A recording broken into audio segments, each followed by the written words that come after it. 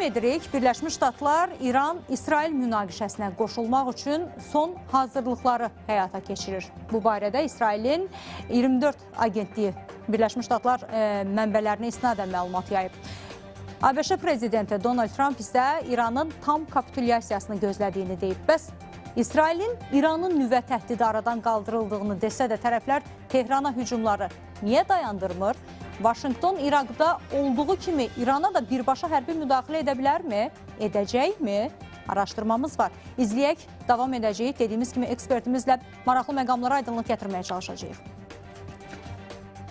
Bugün İsrail-İran münaqişəsi ilə əlaqədar Amerika Birləşmiş Ştatlarının Qüdsdəki səfirliyi və İsraildəki baş konsulluqları bağlanacaq. Bu barədə Amerika Birləşmiş Ştatları səfirliyinin X səhifəsində məlumat yayılıb. Bildirilib ki, təhlükəsizlik vəziyyəti və İsrail hakimiyyətinin göstərişləri ilə əlaqədar Amerika Birləşmiş Ştatlarının Qüdsdəki səfirliyi bugün bağlı olacaq. Bundan əlavə Amerika Birləşmiş Ştatları prezidenti Donald Trump münaqişə ilə bağlı bir sıra diqqət çəkən açıqlamalar verib. İlk olaraq İranı Vaşinqtonun bölgədəki bazalarına qarşı hücumlardan çəkinməyə çağırıb və əks təqdirdə Amerika Birləşmiş Ştatlarının çox sərt cavab verəcəyini deyib. Üstəlik Trump Tehranın nüvə silahına sahib ola bilməyəcəyini, İranın tam kapitulyasiyasını gözlədiyini və danışıqlara o qədər də həvəsli olmadığını bildirib. Təbii ki, sözü gedən açıqlamalar Ağ Evin İranda savaşı dəstəklədiyini deməyə əsas verir. Bu isə elə əvvəldən Tel-Əvivin istədiyi hadisədir. Hətta İsrailin Ay-24 agentliyi Amerika Birləşmiş Ştatları mənbələrinə istinadən verdiyi məlumatda Vaşinqtonun İran-İsrail münaqişəsinə qoşulmaq üçün son hazırlıqları həyata keçirdiyini qeyd edib.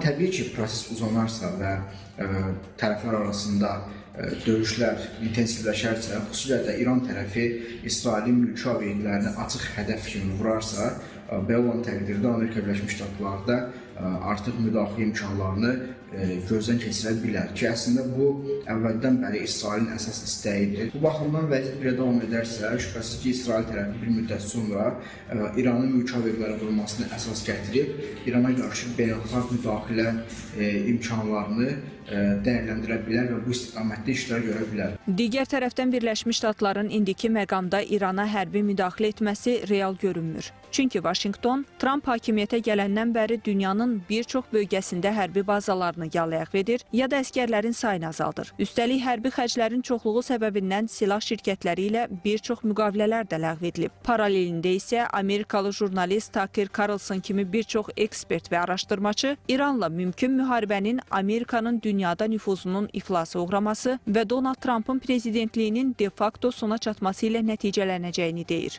Digər tərəfdən İran və İsrail arasında quru sərhədi mövcud deyil.